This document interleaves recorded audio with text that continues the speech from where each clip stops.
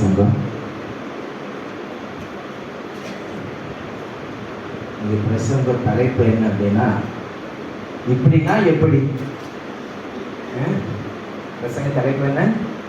இப்படின்னா எப்படி? எனவே எப்படின்னா எப்படி?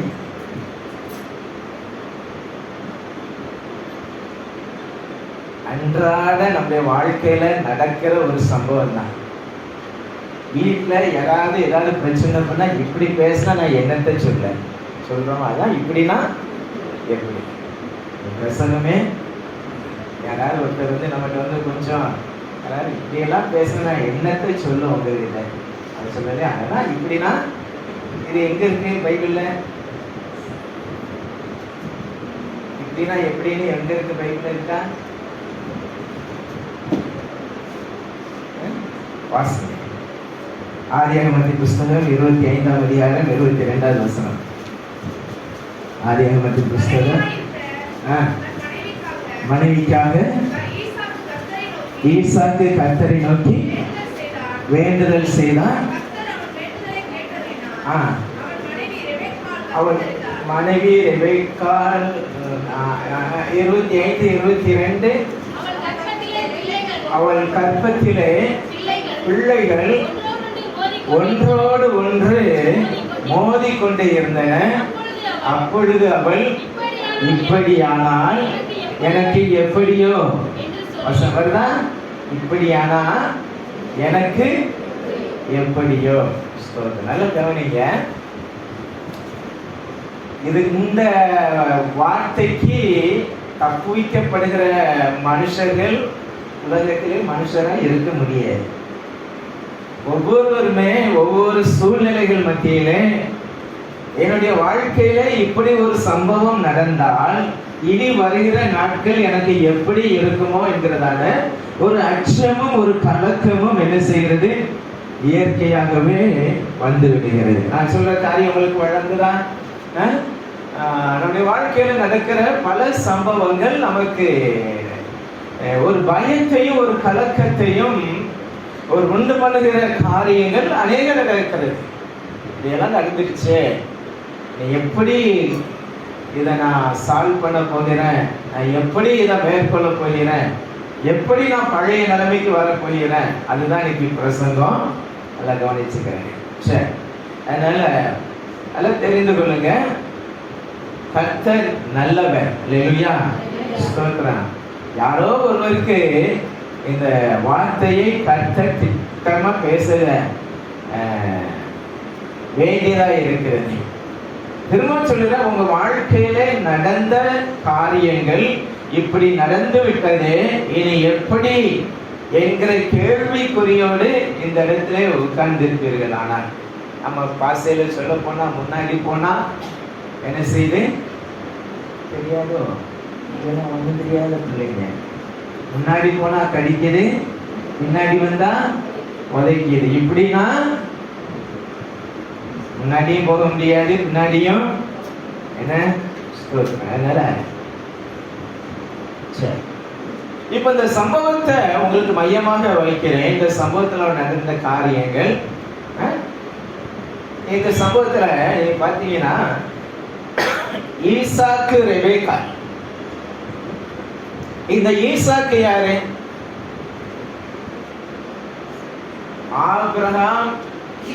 ஆபிரகாமுக்கு தேவன் வாக்குத்தத்தம் கொடுத்து கிட்டத்தட்ட 25 வருடங்கள் காத்திருந்து வாக்குத்தத்தத்தின்படி பிறந்தவன். என்ன வாக்குத்தத்தம்? ஆதியாகமத்தின் புஸ்தகம் 12ஆம் அதிகாரம் 2வது வசனம் என்ன சொல்லுகிறது? நான் உன்னை பெரிய ஜாதியாக்கி உன்னை ஆசீர்வதித்து உன் பேரை என்ன செய்வேன்? பெருமைப்படுத்துவேன். நல்லா கவனிச்சுக்கிறேங்க. இப்போ ரெண்டு பேரையும் பிரிச்சு பார்க்க முடியாது, ரெபெக்காலையும் ஈசாக்கையும். ரெபெக்கா சொல்றா இப்படியானா எனக்கு எப்படியோ சொல்றா. இதுல யார் உடன் பங்காளி? ஈசாக்கு. இப்போ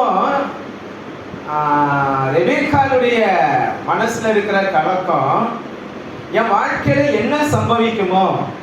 இங்க வாசிக்கிறோம், உன்னை என்ன செய்வேன், அந்த வசனம், பெரிய ஜாதியாக்குவேன், உன்னை ஆசீர்வதிப்பேன், உன் பேர் என்ன செய்வேன்.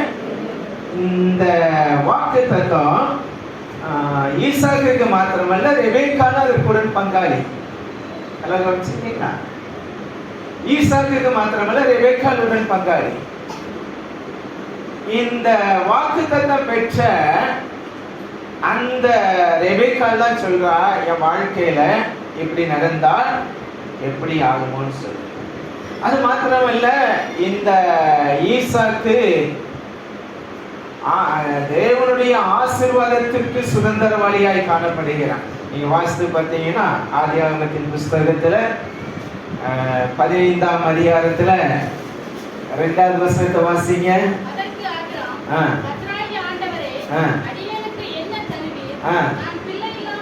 நான் பிள்ளை இல்லாம இருக்கிறேனே, இந்த எலியேசர்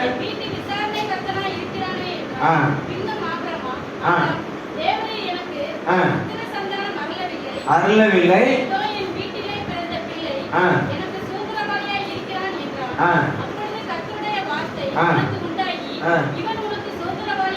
இவன் உனக்கு சுதந்திரவாளி அல்ல, உன் கற்ப பிறப்பாய் இருப்பவனே. யாருக்கு சொல்லப்பட்ட வார்த்தை? யாருக்கு சொல்லப்பட்டது? ஆபிரகாமுக்கு சொல்லப்பட்டது. யார் சுதந்திரவாளி? ஈசாக்கு. ஈசாக்கு மனைவி தான் சொல்றா, எனக்கு இப்படி நடந்துச்சுன்னா எப்படி நான் சொன்ன கருத்தை எல்லாம் வழங்கிக்கிறேன். ஒரு பெரிய வாக்கு தத்தத்தை பெற்ற ஒருவனுடைய மனைவி. தேவன் சொன்னாரு,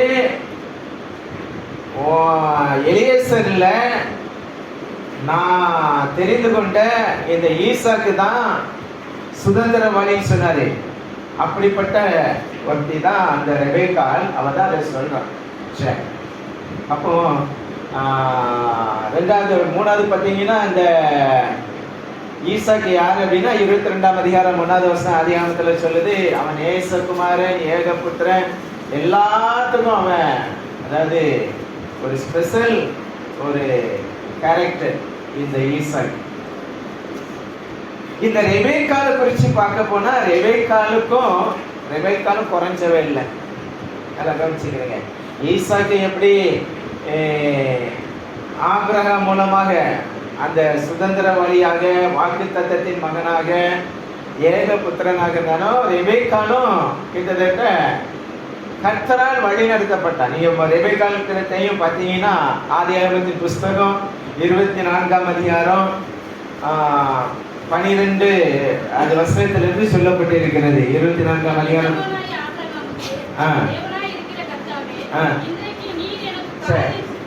நான் உங்களுக்கு நேரம் உங்களுக்கு சுருக்கமாக சொல்லிடுறேன். அது சொல்லப்பட்டிருக்கு, ஈசாக்குக்கு பெண் கொள்வதற்காக எலியேசரை ஆபிரகாம் அனுப்பும் போது எலியேசர் அந்த இடத்துல போய் ஒரு ஜெபம் பண்ணுறது தான் இங்கே சொல்லப்பட்டிருக்கிறது. என் எஜமானாகி ஆபிரகாமுக்கு தேவனாக இருக்கிற கர்த்தாவே, இன்றைக்கு நீர் எனக்கு காரியம் சித்திக்க பண்ணி என் எஜமானாகி ஆபிரகாமுக்கு தயை செய்தரலும் நிற்கிறேன்.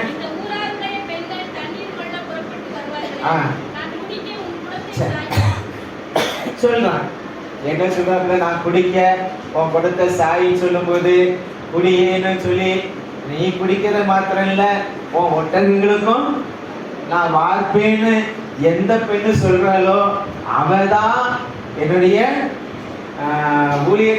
உம்முடைய ஊழியக்காரனாகிய ஈசாக்குக்கு நியமித்தவன். நல்லா கவனிச்சுக்கிறேங்க. அடையாளங்களினால் இந்த ரெபேக்காள் தேவனால் உறுதிப்படுத்தப்பட்டவன். கவனிக்கிறீங்களா? சாதாரணப்பட்டவன் அல்ல. அவன் எலியாசர் என்ன சொன்னானோ தேவன் அதை அடையாளப்படுத்துகிறார். இந்த ரெபேக்கால தேவன் அடையாளப்படுத்துகிறார்.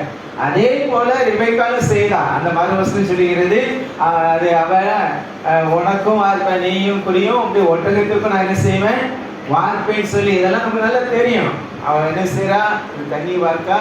அப்போ இதுதான் கர்த்தர் என்னுடைய எஜமானுடைய குமாரனுக்கு கர்த்தர் நியமித்த பெண் என்று சொல்லி அந்த எலியாசர் என்ன செய்யறான், அதை உறுதிப்படுத்துகிறான்.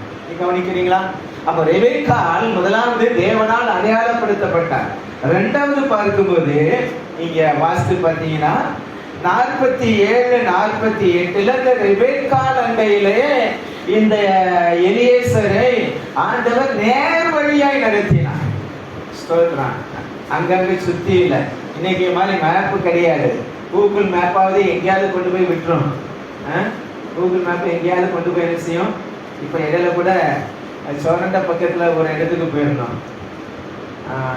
காரில் மேப்பை போட சொன்னால் மேப்பு போட்டால் மேப் போயிட்டே இருக்குது. ரீரூட்டுன்னு சொல்லி திரும்ப திரும்ப டர்ன் பண்ணிக்கிட்டே இருக்குது. எங்கெல்லாமோ சுற்றி கடைசியில் கொண்டு வந்து நிறுத்திச்சு. எதுக்காக சொன்னால் இன்னைக்கு மாதிரி அன்னைக்கு என்ன செய்யாது, அந்த மேப்பு அந்த ஜிபிஆர்எஸ் எல்லாமே கிடையாது. ஆனால் கர்த்தர் என்ன செஞ்சாரா, ரெபெக்காள் அண்டையில ரெபெக்கா எங்க இருக்காளோ அங்க இந்த எலியேசரை கர்த்தர் என்ன செய்தாரு, இந்த காம்பஸ் தானே, கேம்பஸ் இல்லை காம்பஸ். சரி, ஏன்னா பக்கத்தில் ஒரு ஆள் இருக்கும்போது எப்போ அப்படின்ட்டு கேட்பான், என்னப்பா சொன்னீங்க அங்கே வச்சு கேம்பஸ்ன்னு சொல்றீங்களே. சரி ரைட், காம்பஸ். சரி, அது என்னது தமிழில் என்னது?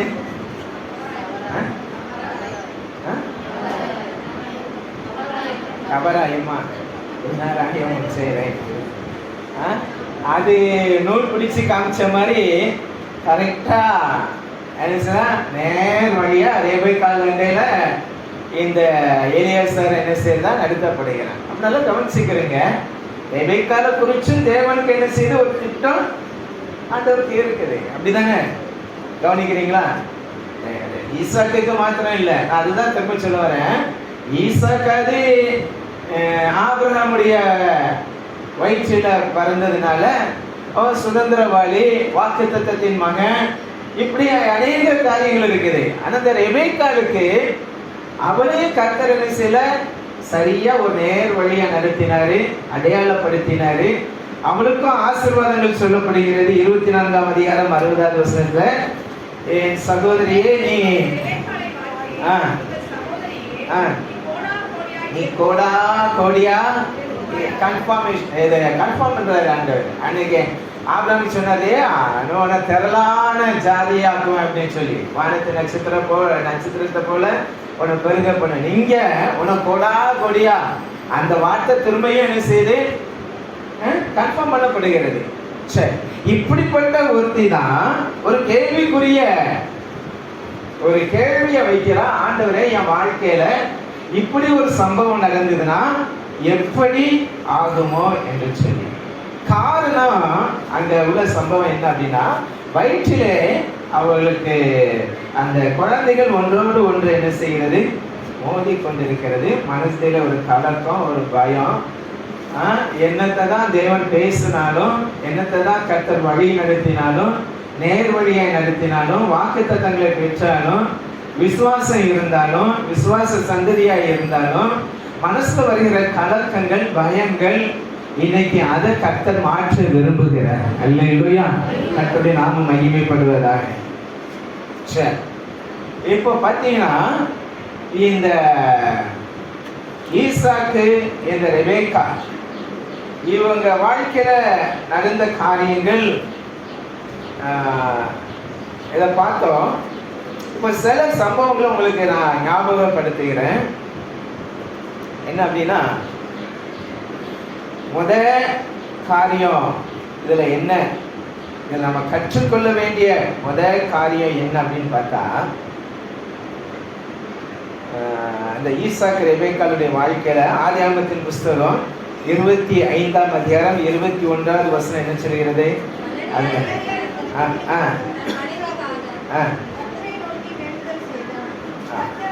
சரி, இதில் பார்க்கிறோம், ரெபெக்காள், நல்லா கவனிங்க, வாக்குத்தத்தத்தின் சுதந்திரவாதி.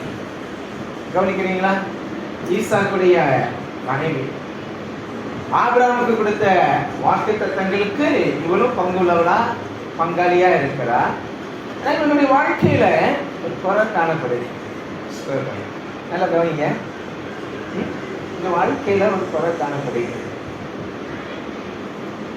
அது என்ன அப்படின்னா, நீண்ட நாட்கள் அவளுக்கு என்ன இல்லை, குழந்தை இல்லை. கவனிக்கிறீங்களா?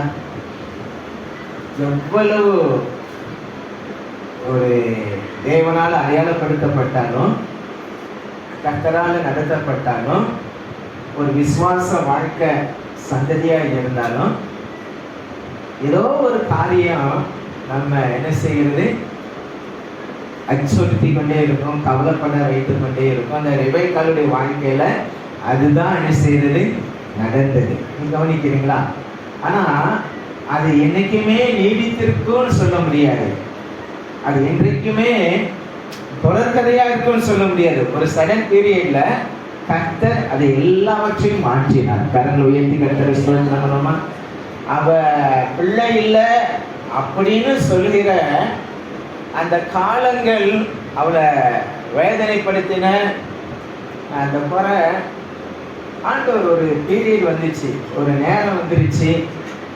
அந்த நேரத்தில் கர்த்தர் அதை மாறுபடினார். எப்படி மாறுபடினார்னா, அது 21வது வசனம் சொல்கிறது, ஈசாக்கு மூலமா, ஈசாக்கு கர்த்தரிடத்தில் என்ன செய்யலாம், வேண்டுதல் செய்யலாம். கர்த்தரை நாம் மகிமைப்படுவதா? ஏன் ரெபெக்காள் ஜெபம் பண்ணலையா? ரெபெக்காளுடைய ஜெபத்தை கர்த்தர் கேட்கலையா? கண்டிப்பா ரெபெக்காள் ஜெபம் பண்ணியிருக்காரு, கண்டிப்பா பண்ணியிருக்க, பண்ணாம இருக்கல. இதை நம்ம முக்கியமா நம்ம கவனிக்க வேண்டிய காரியம், ஒருத்தருக்காக ஒருத்தர் ஜெபம் பண்ணும்போது கர்த்தர் அந்த ஜெபத்தை நிச்சயமா கேட்பார். சில பேர் என்னன்னா, நானே பரிசுத்தவான், எனக்கு எதுக்கு இன்னொரு பரிசுத்தவான்? கவனிக்கிறீங்களா? நானே பரிசுத்தவான், எனக்கு எதற்கு இன்னொரு பரிசுத்தவான் வேண்டுதல் செய்ய. இப்படி சில ஆட்கள் இருக்காங்க, இப்படி சில ஆட்கள் இருக்காங்க. நான் சொல்றது பொய் இல்லை, உண்மையை சொல்றேன். ஏன் அவரு ஜெபம் பண்ணாதான் கேட்பாங்களாக்கும்? ஏன் எங்க ஜெபத்தை ஆண்டவர் கேட்க மாட்டாங்களாக்கும்? நீ சாகுறவரை கேட்க மாட்டாரு. போ, நீ சாகுறவரை உன் புத்திக்கு, உன்னுடைய பெருமைக்கு, உன் மேட்டிமைக்கு சாகுறவரை. அப்போஸ்தலனாகிய பவுல் 13 நிருபங்களை எழுதினவர், தேவனுக்காக பல பிரயாசங்களை பட்டவர்.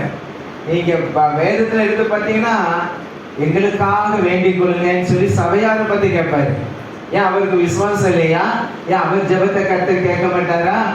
பைபிள்ல என்ன சொல்லுதோ அதை சரியா நம்ம என்ன செஞ்சுக்கணும், வழங்கி கொள்ளணும். நம்ம ஜெபத்தை கர்த்தர் கேட்க மாட்டாருன்னு இல்லை, ஆனா நாம வந்து ஒருத்தட்ட போய் நம்ம காரியங்களை சொல்லி எங்களுக்காக ஜெபம் பண்ணுங்கன்னு சொல்றது எதை காண்பிக்கு அப்படின்னா, என்னுடைய தாழ்மையை காண்பிக்குது. இப்ப நான் தான் வரேன் அப்படின்னா வந்து எனக்கு கொஞ்சம் ஜெபம் பண்ணுங்க, நான் அந்த இடத்துக்கு போறேன் அப்படின்னா, எனக்கு விசுவாசம் இல்லாம உங்ககிட்ட சொல்லல.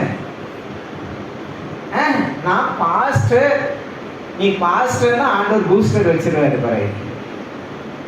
நான் என்ன ஒன்றை வந்து ஜெபம் பண்ண கேட்கறது? நான் பெரிய பெரிய அப்போஸ்தலர்களே அப்படிதான் என்ன செஞ்சிருக்காங்க. இன்னைக்கு சில ஆட்கள் அப்படி எழுப்பி இருக்கிறாங்க, நாங்களே என்ன செய்வோம், ஸ்தோத்திரம், ஊழியக்காரங்கிட்ட போய் எல்லாம் ஜெபம் பண்ணக்கூடாது, நாமளே ஜெபம் பண்ணணும். இதெல்லாம் தவறான காரியங்கள். சபையில் என்ன சொல்லப்பட்டு இருக்கிறது? ஒருவன் வியாதிப்பட்டா சபை, நீ வியாதிப்பட்டா போய் 40 நாள் உபவாசம் பண்ணி ஜெபம் பண்ணி கர்த்தர் ஜெபத்தை கேட்காருன்னு பைபிள் சொல்லல. சபையின் மூப்பர் என்ன செய்ய, அவர் வந்து என்ன செய்யட்டும், உனக்கு என்ன குசி, ஜெபம் பண்ணட்டும். அப்போ ஒரு பாவம் செய்தா அவனுடைய பாவம் என்ன செய்யும், மன்னிக்கப்படும். கர்த்தர் பூர்ண சுகத்தை எதுனாலும் கர்த்தர் பைபிள்ல நமக்கு ஆதாரம் வைத்திருக்கிறார். அல்லேலூயா, ஸ்தோத்திரம். அதனால உங்களிடத்துல சில குறைகள், சில காரியங்கள், உங்களுக்காக வேண்டுதல் பண்ணுவதற்கு சில நபர்கள் கண்டிப்பா இருக்கணும். அதற்காக ஜெபம் பண்ணுங்கன்னு சொல்ல உண்மையான நண்பர்களா இருக்கணும். அவங்க வேற ஜெபம் பண்ணிடக்கூடாது. சரியா? அவங்க வேற ஜெபம்னா மைக் எடுத்து அனௌன்ஸ்மெண்ட் பண்ணிடக்கூடாது, நீங்க சொல்ற காரியத்தை. சரி, அப்போ இந்த ஈசாக்கு என்ன செய்தான்? வேண்டுதல் பண்ண. அதான் யாக்கோபு 5:16 சொல்றான், வாசிக்கிறோம். 5:16 நான் ஏற்கனவே சொன்ன வசனம் தான் அது.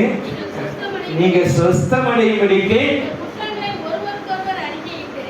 நீங்க சொஸ்தமடையும்படிக்குன்னா அது என்ன அர்த்தம்? என்ன சொஸ்தம்? என்னது? சுகமடையும்படிக்கு, இதுதானே? நீங்க விடுதலை அடையும்படிக்கு, நீங்க ஒரு பூர்ண சுகத்தை பெறும்படிக்கு, நீங்க சொஸ்தமடையும்படிக்கு உங்க குற்றங்களை ஒருவருக்கு ஒருவர் என்ன செய்யுங்க. ஒருவருக்கு விரோதமா ஒருத்தர் குற்றம் செஞ்சா அவங்கள்ட்ட போய், எப்பா சாரி நான் அப்படி பண்ணிட்டேன், தப்பு தான், மன்னிச்சுக்கோ அப்படின்னு சொல்லாம என்ன அது செய்யணும், கண்டிப்பா செய்யணும். எனக்கும் ஏசுசாமிக்கு மட்டும் தெரிஞ்சா போதும், அப்படி வச்சுக்க. உனக்கும் ஏசுசாமிக்கு மட்டும் தெரிஞ்சா போதும். உன் வியாதியும் வச்சுக்கோ, உன் வேதனையும் வச்சுக்கோ, எல்லாத்தையும் வச்சுக்க. அது சொஸ்தமாகணும்னா இதான் வழி. சில பேர் சொல்லுவாங்க, நான் என் இருதயத்தை ஏசுசாமி பார்த்தா போதும், ஆப்ரேஷன் பண்ணி தான் அப்புறம் இருதயத்தை வெளியே எடுக்கணும், ஓப்பன் ஹார்ட் சர்ஜரி பண்ணி. வசனம் என்ன சொல்லுது? நீ சொஸ்தமடையும்படிக்கு உன் குற்றத்தை ஒருவர் குற்றங்களை ஒருவர் என்ன செய்யணும்? அறிக்கை செய்து ஒருவருக்காக ஒருவர் என்ன செய்யுங்க? ஜெபம் பண்ணுங்க. அல்லேலூயா. எப்படி நாம் மகிமைப்படுவதா? அப்ப இந்த ஈசாக்கு ரெபேக்காளுக்காக வேண்டுதல் செய்ய. உண்மையிலே இந்த ஈசாக்கு ரெபேக்காளை அதிகமா நேசித்த ஒரு மனுஷன் என்னதான் கண்டிப்பா இருந்திருக்க முடியும். ஏன்னா ரெபேக்காளுடைய குறைய ஒரு நாள் சுட்டி காட்டினது கிடையாது. ஏன் இதை சொல்றேன் அப்படின்னா, காரணம் இல்லாம இல்லை. ஈசாக்கு யாருடைய பிள்ளை? ஏசப்பா பிள்ளைன்னு சொல்லிடுறேன். ஆபிரகாமுடைய பிள்ளை. இந்த ஆபிரகாமுடைய மனைவி யாரு? இந்த சாராளமா என்ன செஞ்சது? ஆமா, ஊடால. எதுக்காக? அந்த தாய் வயிற்றுல பிறந்ததான் அந்த ஈசாக்கு.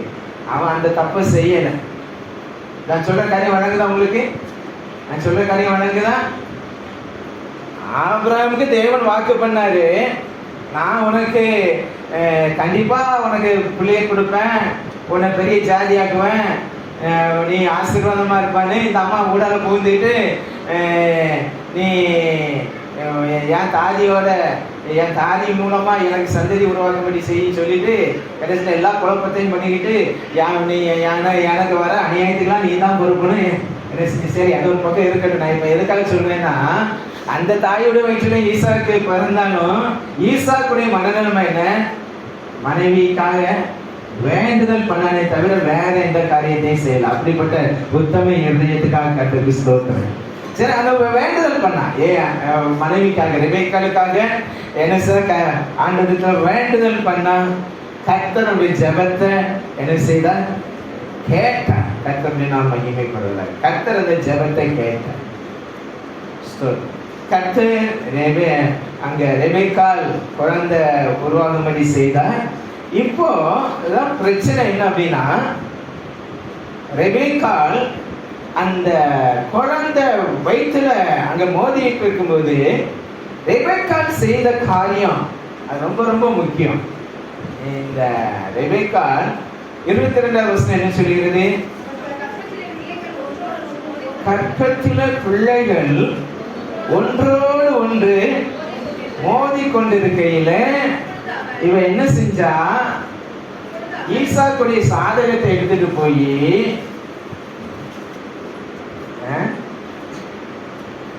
ஈசாக்குடைய சாதகத்தை எடுத்துட்டு போய் இவனுடைய சாதகத்தை எடுத்துட்டு போய் போட்டு போயிடல. நம்ம ஏன் பைப்ல தான் போட்டுருக்கோம். பிள்ளைங்க ஒன்றோடு ஒன்று மோதி கொண்டதுனால இது பிறந்த வீட்டு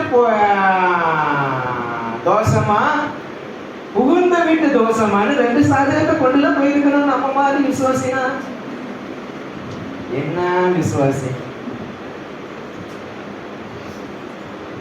இவன் நேரம் என்ன செய்யறா பாருங்க, இந்த ரெண்டு மோதிட்டு இருக்கும் போது நேரம் என்ன செய்யறா, கர்த்தரிடத்துல போய் என்ன செய்யறா. அல்லேலூயா. புத்தி இல்லாத வேண நம்மள குழைக்க தெரியாதவள கர்த்தரிடத்துல போய் என்ன செய்யற. எனக்கு இதுல இந்த ரெபெக்காள் உண்மையிலேயே ஒரு பாராட்டப்படத்தக்கது. ஏன்னா நல்லா கவனிச்சு பாருங்க, இந்த யாக்கோபுடைய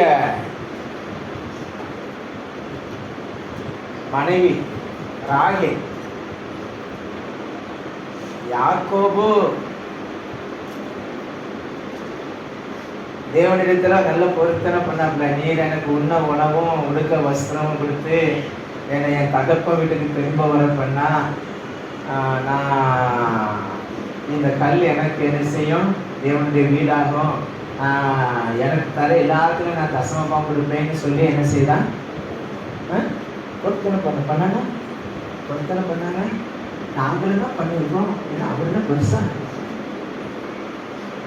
நாங்க பண்ணியிருக்கோம், ஆனா இன்னைக்கு அதை நிறைவேற்றினீங்க. சரி, அது எது கேட்டேன், ரைட், அது தசமபாகம் காணிக்க இதெல்லாம் கர்த்தருக்கு, அது நம்ம அதுல ஒரு ஆசீர்வாதத்தை கர்த்தர் வச்சிருக்கிறேன். சரி, அது எதுக்கு அங்க போனா பிரசங்கத்தை முடிக்க முடியாது. இங்க கவனிங்க, இந்த யாக்கோபு தேவன்கிட்ட அப்படி ஒரு பொருத்தனை இருக்காரு. இந்த ராகேல் என்ன பண்ணா தெரியுமா, கவனிக்கிறீங்களா? ராகேல் என்ன பண்ணா தெரியுமா? சொல்லுங்க, சொன்னா தானே தெரியும். வாசித்து பாருங்க, அவர் பண்ண காரியம். ஆதியாகமத்தின் புஸ்தகம் 31ஆம் அதிகாரம் 30வது வசனம். ஆதியாகமத்தின் புஸ்தகம் 31:30.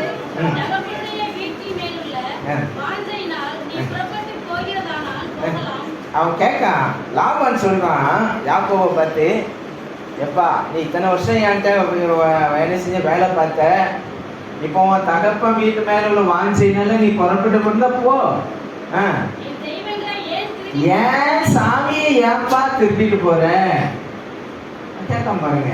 ஏன் சாமிய, இவனுக்கு என்னடா உன் சாமியை நான் தெரிவிட்டேன்னா,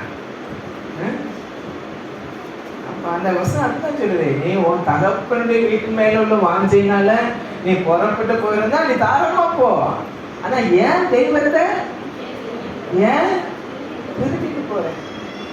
ஒன்னெல்லாம் யாக்கோபுக்கு கோபம் வந்துருச்சு, யார்கிட்ட உன் தெய்வம் கிடைச்சதோ நீ உயிரோடய என்ன செய்ய வேண்டாம். யார் திருடி வச்சா, ராகேல் திருடி. எதுக்கு அவளுக்கு இது, இந்த தெய்வம் அவளுக்கு எதுக்குன்னு கேட்கிறேன்.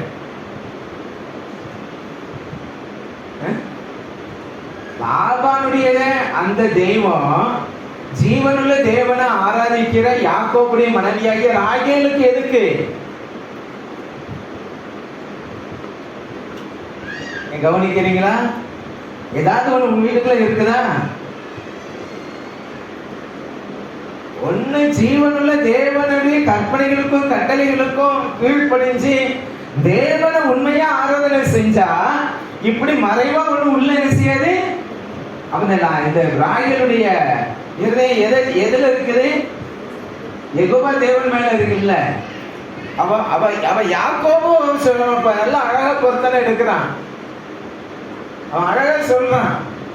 ஆனா இந்த ராகேல் அவ எப்படிப்பட்டவளா இருக்கா? இதை எதுக்காக உங்களுக்கு சொல்றேன்னா, இந்த யாக்கோபு ராகேல் ஈசாக்கு ரெபெக்கா. ஆனா இந்த ரெபெக்காள் தன்னிடத்துல குறைகள் இருந்தாலும் தன்னிடத்துல அந்த போராட்டங்கள் வந்த பிறகு நேரடியாக எங்க செய்யறா விசாரிப்பதற்கு. இவன் எதுக்கு சொற்பத்தை தூக்கி வைக்கிறான்னா, அது இல்லைன்னா இது, அந்த சாமி இல்லைன்னா இந்த சாமி. நிறைய நேரம் சொல்லி இருக்கிறேன், ரொம்ப கத்தோலிக்க சபைக்கு போய் ஒவ்வொரு சொற்பமா போய் உட்காந்து முழங்கல் போட்டு அச்சிஷ்ட சூசேப்பரே எனக்காக வேண்டிக் கொடுங்கன்னு சொல்லி, அப்புறம் அச்சிஷ்ட அந்தோனியாரே, புனித அந்தோனியாரே எங்களுக்காக டே ஒவ்வொரு சொர்க்கமா போச்சு. இந்த சாமியார் அங்க நின்று பார்த்துக்கிட்டே இருந்தாரு. ஒவ்வொரு சொர்க்கத்துக்கு முன்னாடி போய் அந்த சொர்க்கத்துல பேரை சொல்லி சொல்லி சொல்லி சொல்லி ஜெபம் பண்ணிச்சு. அப்படி ஜெபம் பண்ணிட்டு கடைசி அந்த மிகாவேல்ங்கிற ஒரு சொர்க்கம் இருக்கு. மிகாவேல் ஆண்டவரே எனக்காக வேண்டிக் கொள்ளும்னு சொல்லி ஜெபம் பண்ணிச்சு. பண்ணிட்டு சுத்தமுத்தும் பார்த்துச்சு. ஒருத்தர் இவர் ஒளிஞ்சுக்கிட்டாரு சாமி, இது என்னதான் பண்ணுதுன்னு பார்ப்போம். மிகாவேல் ஆண்டவர் எனக்காக வேண்டிக்கணுங்கன்னு சொல்லிட்டு சுத்தமொத்தம் வந்து ஆள் இல்லைன்னு உடனே அந்த மிகாவேலுக்கு கீழே சாத்தான் இருப்பான். அந்த சாத்தான் அந்த மிகாவேல் ஈட்டி வச்சு குத்துற மாதிரி ஒரு சொருபம் இருப்பான். சாத்தான் மேல கையை வச்சு, சாத்தானே இத்தனை சொருபங்களுக்கு முன்னாடி போயிட்டு புனித அந்தோனியாரே, புனித சவேரியாரே, புனித ஜெபசியாரே எனக்காக வேண்டிக்கணும்னு சொல்லிச்சு. ஆனால் பாத்திரத்தை தூக்கி வாரி போட்டுச்சு. இந்த அம்மா அத்தனை அச்சிஸ்டவங்கள்ட்ட புனிதர்கிட்ட போய் ஜெபம் பண்ணது சரி, ஓகே. இந்த சாத்தாண்ட போய் ஜெபம் பண்ணுதே அப்படின்ட்டு அங்கிட்டு வேகமா வந்தாரு. ஏமா ஏமா ஏமா இங்க வா, என்ன என்ன விஷயம்? நீ அந்தோனியார்ட்ட ஜெபம் பண்ண, அவங்களுடைய வழக்கத்தின்படி அது சரி, அவங்களுடைய கலாச்சாரத்தின்படி அது சரி. நீ அந்தோனியார்ட்ட ஜெபம் பண்ண சரி, ஓகே. நீ சபதியார்ட்ட ஜெபம் பண்ண சரி, ஓகே. நீ சபஸ்தியார்ட்ட ஜெபம் பண்ண சரி, ஓகே. மிகாவேல்ட்ட போய் ஜெபம் பண்ண சரி, ஓகே. நீ இந்த சாத்தாண்ட போய் ஏமா கடைசி ஜெபம் பண்ண?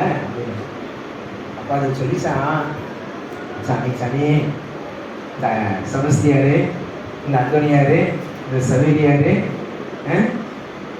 இவங்க எல்லாம் பரலோகத்துல என்ன செய்வாங்க? இருப்பாங்கல்ல? ஆமா இருப்பாங்க. நான் பரலோகத்துல போனா இவங்க எல்லாம் என்னை பார்த்துக்கிறாங்க. தப்பி தவறி நான் நரகத்துக்கு போனா இந்த சாத்தானையா எனக்கு படி இறக்கணும். அதனால இப்பவே அவனை என்ன செய்கிறேன், ரொம்ப நல்லா இருக்கு. அதே போல இந்த ராகியல் அதுக்காக அந்த சொர்க்கத்தை திருப்பி வச்சாலும் நமக்கு தெரியல. பரலோகத்துல எங்கோவா தேவனு, பாதாளத்துல போனா இந்த திருப்பி வச்ச தெய்வம் ஏதாவது உதவி செய்ய நினைச்சதா தெரியல. ரெபேக்கா ஆனா அவருடைய உத்தமமான மனசு அது தேவனிடத்துல என்ன செய்தா, விசாரித்தா. கர்த்தருடைய நாம் மகிமைப்படுவதா. அவர் நல்ல கவனிங்க, கர்த்தரிடத்துல விசாரிச்சா. சரி, இப்போ ஒரு சில சம்பவங்களை நான் உங்களுக்கு சொல்லுகிறேன். அதாவது கர்த்தருடைய பிள்ளைங்க கடந்து வந்த சில காரியங்கள்ல இவங்க மட்டும் சரியா கர்த்தரை பற்றி பிடிக்காம இருந்தாங்கன்னா, ஒரு சம்பவம் நடக்கும்போது அவங்க எதிர்பார்த்ததற்கு விரோதமான காரியங்கள் நடக்கும்போது அவங்க ஐயோ இப்படி நடந்துருச்சே இது எப்படி ஆகுமோன்னு சொல்லி அவங்க அந்த விசுவாசத்தை, தேவன் மேல உள்ள விசுவாசத்தையும் நம்பிக்கையும் ஒரு அசைவுக்கு உட்படுத்தி இருப்பாங்கன்னா நல்லா கவனிச்சுக்கிறேங்க, அவங்களால ஜெயம் எடுத்திருக்க முடியாது. ஒரு சில சம்பவங்களை நான் உங்களுக்கு சொல்லுகிறேன் பாருங்க. யோசுவாவுடைய புஸ்தகத்துல 7ஆம் அதிகாரத்துல இந்த ஆயி பட்டணம்ங்கிற ஒரு பட்டணம் இஸ்ரவேல் ஜனங்க சந்தித்த முதல் யுத்தம். 5ஆம் வசனத்துல அங்க என்ன சொல்லப்பட்டிருக்கிறது? இந்த ஆயி பட்டணத்தை சந்தித்த அந்த ஆயி பட்டணத்துல தான் அவங்க முதல் யுத்தம் செய்யறாங்க. முதல் யுத்தம் பண்ணின அந்த இடத்துலயே பெரிய தோல்வி இஸ்ரவேல் ஜனங்களுக்கு. அது பெரிய தோல்வி இல்ல, ஒரு கொஞ்சம் பேர் தான் வெட்டப்பட்டாங்க. ஆனாலும் ஜனங்களுடைய இருதயமெல்லாம் என்ன செய்தது? கவனிக்கிறீங்களா? அப்போ இந்த யோசுவா மாத்திரம் ஐயோ இப்படி நடந்து போச்சு, இனி என்ன நடக்குமோ, இனி என்ன சம்பவிக்குமோ அப்படிங்கிற ஒரு அவிசுவாசத்துக்கு இடம் கொடுத்தா இந்த இஸ்ரவேல் ஜனங்க கானான் தேசத்துக்குள்ள உள்ள என்றாயிருக்கவே முடியாது. நல்ல கரங்களை உயர்த்தி கர்த்தரை ஸ்தோத்திரம் பண்ண. நல்ல கவனிங்க, இந்த ஆயி பட்டணத்துடைய தோல்விய மனசுல வச்சு திரும்ப திரும்ப சொல்றேன், நல்லா கவனிங்க. கர்த்தர் யாரோ ஒருவருக்கு பேசி கொண்டிருக்கிறாரு. உங்க வாழ்க்கையில ஏதோ ஒரு காரியம், இந்த ஆயி பட்டணத்துல ஏன் தோல்வினா, தேவன் வேண்டான்னு சொன்ன அந்த விளக்குன அந்த பாபிலோனைய சால்வையா ஆகான் திருடி வச்சதுனால ஒரு தோல்வி. அதை சரிப்படுத்தின பிற்பாடு இஸ்ரவேல் ஜனங்க போக வேண்டிய இடத்துக்கு கர்த்தர் கொண்டு போனாரு. இல்லையா? அதனால ஆரம்பத்திலேயே ஐயோ இப்படி நடந்துருச்சே அப்படின்னு சொல்லி உட்கார்ந்துட்டாங்கன்னா, அவங்க விசுவாசத்தை தவற விட்டு இருந்தாங்கன்னா, கானான் தேசத்துக்குள்ள இஸ்ரவேல் சந்ததி போயிருக்கவே முடியாது. திரும்ப சொன்னால இப்படி நடந்துருச்சே, இனி எப்படி ஆகுமோங்கிற அந்த ஒரு காரியத்துக்கு யோசுவாவும் இடம் கொடுக்கல, இஸ்ரவேல் ஜனங்களும் இடம் கொடுக்கல. எதனால தோல்வி வந்துச்சுன்னு அதை ஆராய்ந்து பார்த்து, அதான் ரொம்ப முக்கியம். எதனால தோல்வி, எதனால இந்த காரியம் நமக்கு நேரிட்டது, அந்த ரெபெக்காள் விசாரிச்ச போலதான் இந்த யோசுவா கர்த்தரிடத்துல போய் விசாரிச்சார். கர்த்தர் சொன்னாரு, நான் சொன்னா அவங்க நான் சொன்ன காரியத்தை மீறினாங்க, நான் வேண்டான்னு விளக்கின அந்த தீட்டான சாபத்தீட்டான காரியத்தை எடுத்துக்கொண்டதுனால இந்த தோல்வி. கவனிக்கிறீங்களா? அப்போ என்ன நடந்தாலும் சரி, அதுக்கு என்ன காரணம்ங்கிறத அதை ஆராய்ந்து பார்த்து, இதே போலதான் ஒரு ஒரு 2-3 காரியங்களை உங்களுக்கு சொல்லி மற்ற கடந்து செல்வேன். யாக்கோபுடைய வாழ்க்கை, யாக்கோபுடைய வாழ்க்கையிலையும் இதே போல இந்த சம்பவங்களை எதுக்காக சொல்றேன்னா, கர்த்தருடைய பிள்ளைக இந்த தீமையான காரியங்களுக்கு, இப்படி ஒரு நெருக்கடியான காரியங்களுக்கு விளக்கப்படல, அது ஊடாக சென்றாங்க. இதே போல யாக்கோபுடைய வாழ்க்கையில ஒரு சம்பவம் நடந்தது.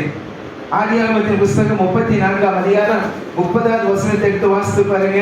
ஆதியாகமத்தின் புஸ்தகம் 34ஆம் அதிகாரம்.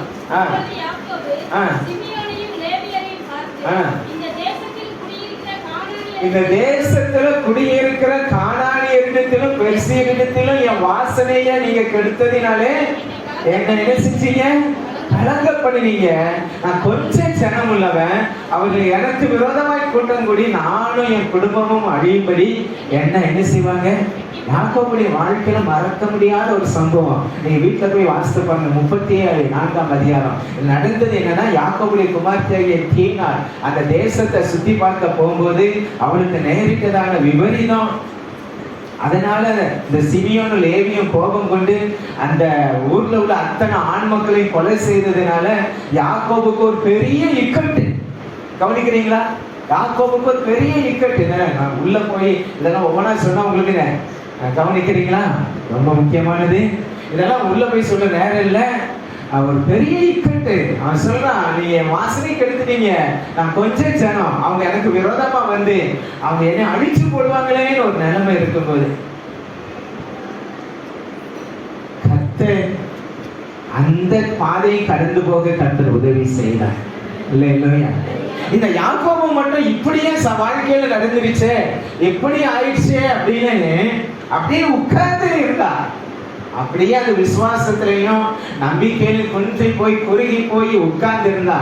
இன்னும் திரும்ப சொல்றேன், கர்த்தருடைய பிள்ளைங்க அவங்க வாழ்க்கையில என்ன நடந்தாலும் சரி கர்த்தரிடத்துல போய் விசாரிப்பார்கள். ஆனா கர்த்தர் நிச்சயமா எதிலையும் ஒரு ஜெயத்தை தருவார். இந்த யாக்கோபு நிச்சயமா தேவனிடத்துல விசாரிக்காம, தேவனுடைய துணை இல்லாம இப்படி ஒரு நெருக்கடியான நிலைமையை என்ன செய்ய முடியாது, கடந்து சென்றிருக்க.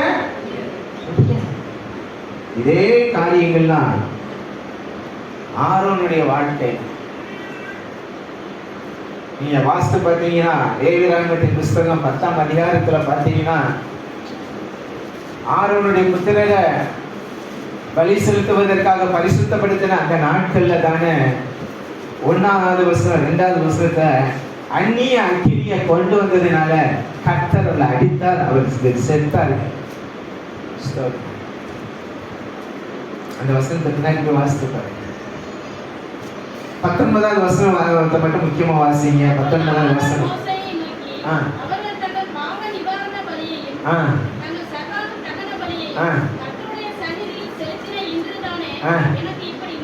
எனக்கு இப்படி நேரிட்டது யார் சொல்ல பாருங்க, ஆரோன்.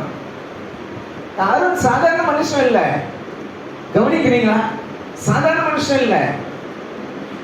ஒட்டுமொத்த இஸ்ரவேல் ஜனங்களுடைய பாவத்தையும் நிவர்த்தி செய்வதற்கு தேவனால தெரிந்து கொள்ளப்பட்ட பிரதான ஆசாரியன். இந்த பிரதான ஆசாரியனுடைய வாழ்க்கையில நடந்த அந்த துர்க்காரியங்கள், தீமையான காரியங்கள், காரணம் அந்நிய அக்கினியை கொண்டு வந்ததுனால கர்த்தர் என்றைக்குமே முகம் பார்த்து கிரியை செய்கிறவர் அல்ல. அவருக்கு சாதாரணப்பட்ட ஆட்கள், சாமானியமான ஆட்கள், ஊழியக்காரங்கன்னு யாரையும் அவர் தப்ப விட மாட்டாரு. சாமானியனுக்கு எதுவோ அதுவே ஊழியக்காரனுக்கும். நீங்க கவனிக்கிறீங்களா? எங்க மாஸ்டர் ஆண்ட்ரூஸ் தான் சொல்லுவாங்க, நீ ஜனங்களை பார்த்து ஒரு விரல நீட்டுனா மற்ற 3 விரல் என்ன செய்யுது, ஒன்ன என்ன செய்யுது, சுட்டி காட்டிட்டு இருக்கு அப்படின்பாங்க. கவனிக்கிறீங்களா? அப்போ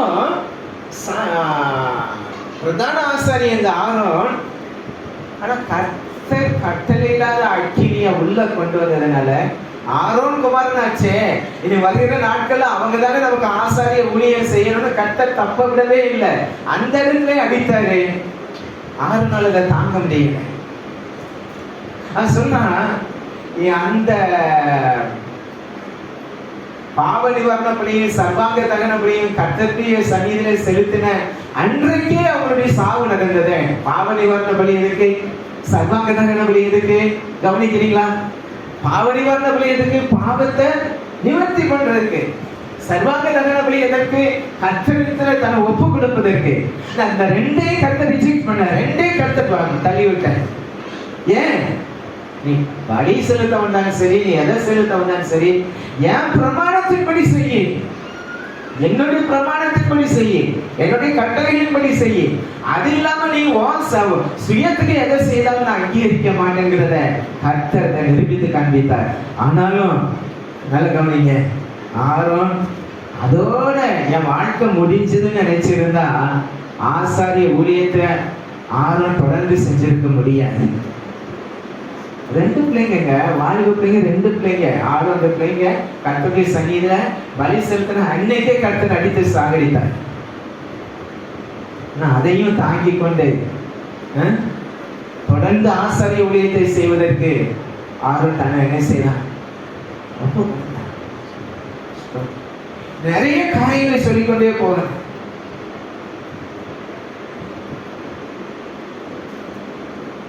ஒண்ணு மாத்திரம் நிச்சயம், நம்ம வாழ்க்கையில என்ன நடந்தாலும் சரி, இஸ்ரவேல் ஜனங்க ஒரு இடத்துக்கு வரும்போது தாகமா இருந்தாங்க. அங்க தண்ணி இருந்துச்சு, குடிக்க முடியல, ஒரே கசப்பு. ஜனங்க முறுமுறுத்தாங்க. மோசே கர்த்தரிடத்துல விசாரித்தாங்க, என்ன செய்யலாம்? ஆண்டவர் ஒரு மரத்தை காண்பித்தார். திரும்ப திரும்ப சொல்கிறதா, கர்த்தரிடத்துல விசாரிக்கும் போது எத்தனை கசப்பா இருந்தாலும் சரி, எத்தனை தீமையான காரியமா இருந்தாலும் சரி, அதை மாற்றுவதற்கு கர்த்தர் ஒரு பரிகாரத்தை வைத்திருக்கிறார். இல்லையா? அதை மாற்றுவதற்கு தேவனால முடியும். அதுதான் அந்த வசனம் சொல்லுகிறது. யாத்திராமத்தின் புஸ்தகம் 15ஆம் அதிகாரம் 22, 23, 24 வசனங்க. குடிக்க முடியாத அந்த கசப்பு,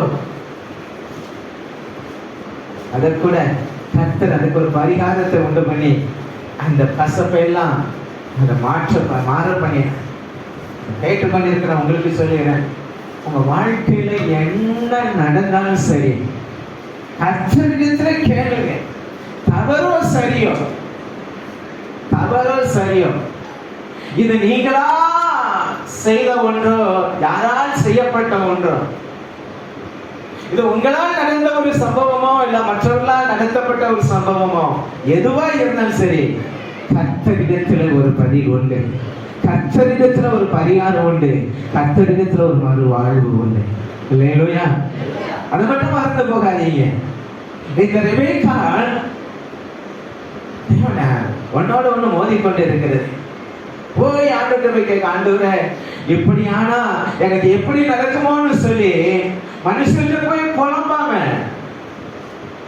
கண்டவங்கிட்ட எல்லாம் போய் எனக்கு எப்படி நடக்குது, எனக்கு இப்படி நடக்குது, நான் என்ன செய்வேன், நான் யாருக்கிட்ட போவேன், எதுக்கு பரிகாரம் ஒண்ணும் இல்லை, நேர கர்த்தரிடத்துல போனா விசாரிச்சா, ஆண்டவரே என்ன செய்யணும், அதுக்கு ஆண்டவர் கொடுக்கிறார் பாருங்க ஒரு பதிலே. பாருங்க, கர்த்தரிடத்துல போய் விசாரிச்சா கர்த்தர் நம்முடைய திட்டத்தை விளங்க பண்ணினார். சொன்னா இப்போ நீ கடந்து போறிய, இப்போ உனக்கு வேதனை உண்டாக்குற, இப்போ நீ திகிலடைச்சு போய் நிக்கிறிய, கலங்கி போய் நிக்கிறிய, திக்கச்சு நிக்கிறிய, இந்த இடத்துல ஒன்ன குறித்து, உன் வயிற்றில் உள்ள பிள்ளையை குறித்து நான் ஒரு பெரிய திட்டத்தை வச்சிருக்கிறேன் தேவன் சொல்றேன். இல்லையா? 2 ஜாதிகளும் அவன் பறக்கும். மூத்தவன் இளையவனை சேவிப்பான். அந்த இளையவன் தான் இஸ்ரவேல் சந்ததியா தேவன் உருவாக்கினார். இல்லையா? கர்த்தருடைய நாம மகிமைப்படுறேன். அப்போ எப்படி என்ன நடந்தாலும் சரி, தேவன் ஒரு திட்டத்தை கர்த்தர் வைத்திருக்கிறார், ஒரு நோக்கத்தை கர்த்தர் வைத்திருக்கிறார். தாயின் கருவிலே உங்களை முன்குறித்தவர், தெரிந்தெடுத்தவர், பெயர் சொல்லி அழைத்தவர், எதையும் அவர் என்ன செய்கிறதில்லை. திரும்ப சொன்னார், மனுஷரால் நடத்தப்பட்டாலும் சரி, நீங்களா நடத்திய, உங்களால நீங்களாக செய்து கொண்டாலும் சரி, கர்த்தருடைய திட்டத்தை நிறைவேற்றுவதற்கு உங்களை தேவ சமூகத்துல ஒப்பு கொடுத்தா தேவ திட்டங்கள் தடையில்லாம நடைபெறும். ஹல்லேலூயா. சில காரியங்களை நான் உங்களுக்கு சொல்லி நான் பிரசங்கத்தை முடிக்கிறேன்.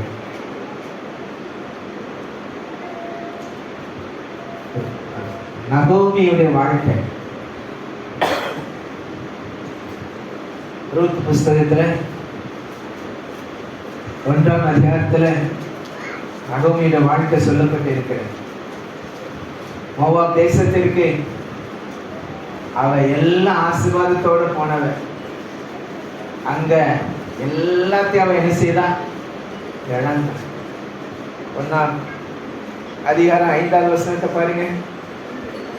ரூத் 1ஆம் அதிகாரம் 5வது வசனத்துல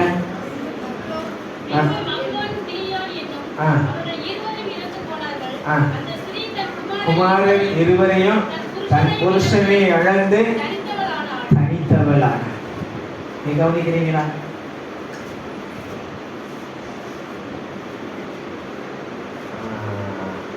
இந்த தனியா விடப்பட போய்தான் இந்த தனித்தவள்கிற அந்த பேர், அந்த கேரக்டர், அந்த இடத்துக்கு என்னெல்லாம் கவனிங்க. சகலமும் அவளுக்கு இருந்தது, சகல ஆசீர்வாதமும் இருந்தது. மோவாப் தேசத்துக்கு போனா அங்க இருக்கிற நாட்கள்ல அவ வாழ்க்கையில் நடந்த சம்பவம் இப்ப அவளை என்ன செய்யுது? லோன்லியா, தனித்து, அவளுக்கு யாருமே இல்லை என்கிற நிலைமைக்கு கொண்டு வந்து அவளை என்ன செய்தது? நிறுத்தியது. அந்த இடத்துக்கு அவ வரப்போய் தான் தேவ தன்னுடைய திட்டத்தையும் நிறைவேற்றுவதற்கு ஏதுவாக இருந்தது. கரங்களை உயர்த்தி கர்த்தரை ஸ்தோத்திரம் பண்ணுவாங்க. அவ இஸ்ரவேல் தேசத்துல பெத்லகேம்ல இருக்கிறவரை அவளுக்கு அந்த திட்டம் வெளிப்படுத்தப்படல. மோவாப் தேசத்துல இருக்கும்போது கூட வெளிப்படுத்தப்படல. எல்லாத்தையும் இழந்து தனித்து போய் இருக்கும்போது இனி எனக்கு என்ன சந்தோஷம் இருக்குது? இனி எனக்கு என்ன இருக்கு? எனக்கு ஒண்ணுமே இல்லை. நீங்க ரூத் புஸ்தகத்தை எடுத்து பார்த்தீங்கன்னா ரூத் சொல்றதா தான் சொல்றாரு. இல்ல மருமகளை பார்த்து சொல்ற, இனி எனக்கு என்ன இருக்கு? நீ என்ன பின்பற்றி வந்தீங்கன்னா நீங்க ஏன் என்ன போல நீங்க ஏன் வெறுமையா இருக்கணும்? நீங்க என்ன செய்யுங்க, உங்க வாழ்க்கையை தேடி போங்க. அதான் ரூத்துடைய ஸ்டேட்மெண்ட். ஆனா அந்த நகோமியுடைய ஸ்டேட்மெண்ட், இந்த நகோமி தனித்தவளா விடப்பட்ட பிறகுதான் தேவன் தன்னுடைய திட்டத்தை என்ன செய்யறான்? நிறைவேற்றுகிறார். அந்த ரூத் புஸ்தகம் நமக்கு நல்லா தெரியும். அதுல ஓர்பால் என்ன செய்யறா? முத்தமிட்டு மாமியார் முத்தமிட்டு போறா. ரூத் என்ன செய்யறா? நான் விடமாட்டேன்னு அவ கூடயே வாரான். திரும்ப இஸ்ரவேல் தேசத்துக்கு வரும்போது கர்த்தர் போவாச என்ன செய்யறான்? தேவன் சரியா எந்த நேரத்துல எதை செய்யணுமோ கர்த்தர் அதை செய்வார். கரங்களை உயர்த்தி கர்த்தரை ஸ்தோத்திரம் பண்ணுவோம். தேவனுக்கு ஒரு திட்டம். இந்த நகோமியுடைய வாழ்க்கை, இந்த நகோமியுடைய சந்ததியில இருந்து ஒரு ரட்சகரை, உலக ரட்சகரை எழுப்புறது தேவ திட்டம். இவரை சூரியமாக்குறது பிசாசுடைய திட்டம். அதை ஆக்குனார்.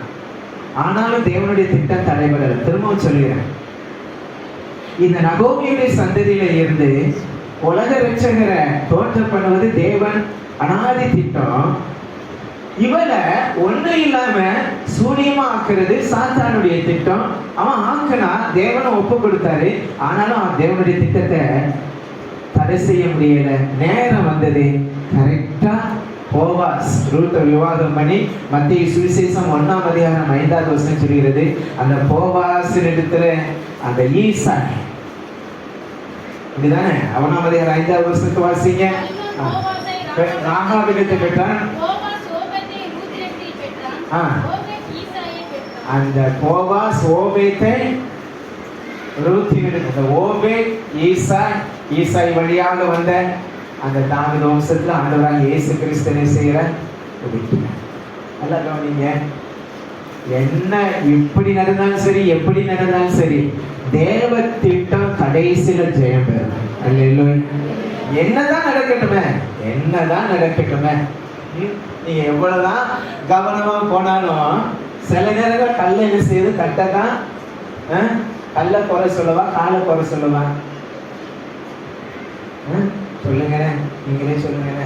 நான் சொன்ன எல்லாரும் சொல்லு. போகும்போது கல்லு தட்டுதியா, கல்ல குறை சொல்லவா, காலை குறை சொல்லவா, இல்ல கண்ணை குறை சொல்லவா?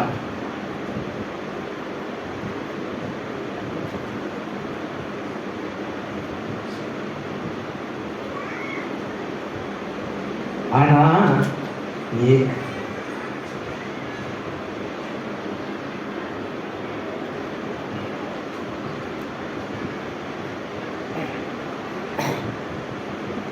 எந்த கால் இடறுகிறதோ அந்த கால் மலைகளை மிதிக்க கர்த்தர் கிருபை செய்வார். அல்லேலூயா. கர்த்தருடைய நாம மகிமைப்படுவதாக. மலைகளை மிதித்து தவிடுபடியாக்குவார். அந்த மலைகள் எல்லாம் தகர்க்கப்படும். கர்த்தர் அதை செய்வார். கர்த்தருடைய நாம மகிமைப்படுவதாக. நிறைய பேருடைய வாழ்க்கையை பார்க்க முடியும். யோசேப்புடைய வாழ்க்கையானாலும் சரி, யோபுடைய வாழ்க்கையானாலும் சரி, படுகொலை, பழி, சிறைச்சாலைன்னு பல கஷ்டங்களை கடந்து வந்தானோ அவரை கொண்டு வந்து நிறுத்த வேண்டிய இடம் பார்வோனுடைய சிங்காசனம். பரமனுக்கு தெரியும், பரமதேவனுக்கு தெரியும். கர்த்தர் அதை செய்து முடிக்கிற வரைக்கும் சிறைச்சாலையானாலும் சரி, குழியானாலும் சரி, கூடவே இருந்து கர்த்தர் நடத்தினார். அல்லேலூயா. கர்த்தர் நல்லவர். ஒரே ஒரு வசனத்தை மாத்திரம் நான் வாசித்து முடிக்கிறேன். நீதிமொழிகள் 19ஆம் அதிகாரம் 21வது வசனத்தை வாசிங்க.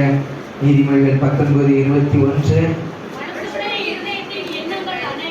மனுஷனுடைய இருதயத்தின் எண்ணங்கள் அநேகம், கர்த்தருடைய யோசனை என்ன செய்யுமா? நம்முடைய எண்ணங்கள் பல. ஏன், எதுக்கு, எப்படி, எப்படி ஆகுமோ, என்ன நடக்குமோ, எதுவாக இருந்தாலும் சரி, கர்த்தருடைய யோசனை நிலையில் இருக்கும். எல்லாரும் எழுந்திருப்போம். ஆண்டுடைய சமூகத்துல எல்லாரும் எழுந்திருப்போம். இப்படி ஆனால் எப்படி ஆகுமோ என்று சொல்லி கலங்கி தவித்த அந்த ரெபேக்காளுடைய வாழ்க்கையில கர்த்தர் ஒரு பெரிய திட்டத்தை கர்த்தர் வைத்திருந்தார். அல்லேலூயா. உங்களை குறிச்சு, என்ன குறிச்சு கர்த்தர் ஒரு பெரிய திட்டத்தை வைத்திருந்தார். நடந்ததுக்காக ஏன் நடந்தது, எப்படி நடந்ததுன்னு சொல்லி அதே இடத்துல இல்லாதபடிக்கு முன்னேறி செல்ல கர்த்தர் உதவி செய்வாராக.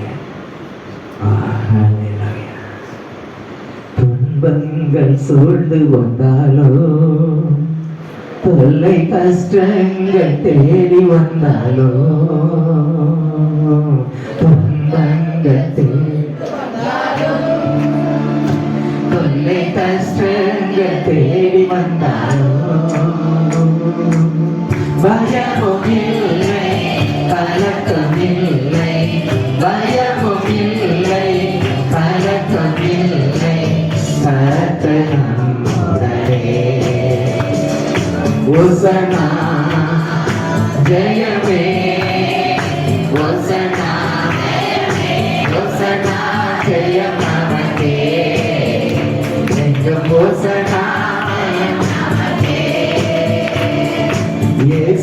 ராஜா முன்னே செல்கிறார்.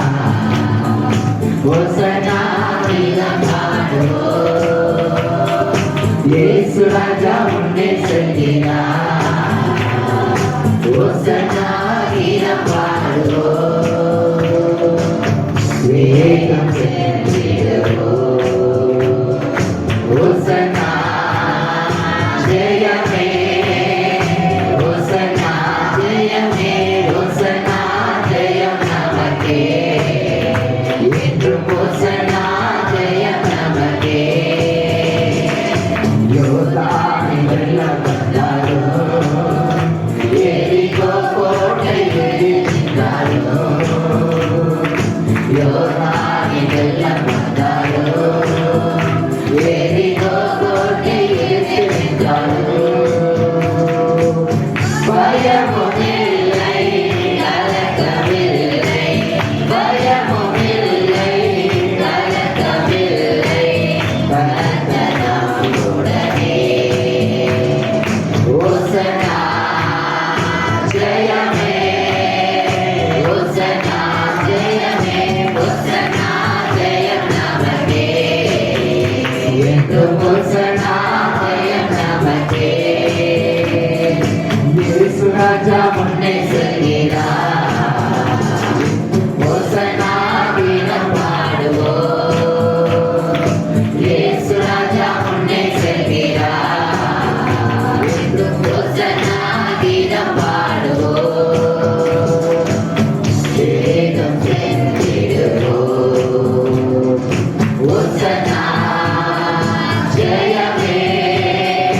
ஓசனா ஜெயமே. ஓசனா ஜெயம் நமக்கே. என்றும் ஓசனா ஜெயம் நமக்கே. கரங்களை உயர்த்தி என்றைக்குமே கர்த்தருடைய பிள்ளைகளுக்கு ஒரு ஜெயத்தை தேவன் தருவார். கலங்கி நிற்க வேண்டிய அவசியம் இல்லை. இப்படி நடந்துருச்சு, இப்படி ஆயிடுச்சு, ஒன்றும் இல்லை. தேவனுடைய திட்டத்தை தடை செய்வதற்கு எவராலேயே முடியாது. கர்த்தாவே, உங்களுடைய கருத்திலே ஒப்பு கொடுக்கிறோம்ப்பா. உங்க வாழ்க்கையிலே தகப்பனே என்ன சம்பவித்தாலும் அவைகள் நன்மைக்கு ஏதுவாக, தேவனுடைய திட்டத்திற்கு ஏதுவாக சம்பவிக்கிறது என்பதை மனதில் வைத்துக் கொண்டு ஆண்டவரை முன்னேறி செல்ல கர்த்தர் உதவி செய்ய வேண்டும்படியாய் ஜெபிக்கிறோம். கேட்ட வசனத்தின்படி உங்களுடைய வாழ்க்கை ஆசீர்வாதமாய் இருப்பதாக இயேசு கிறிஸ்துவின் நாமத்தில் பிதாவே. ஆமென்.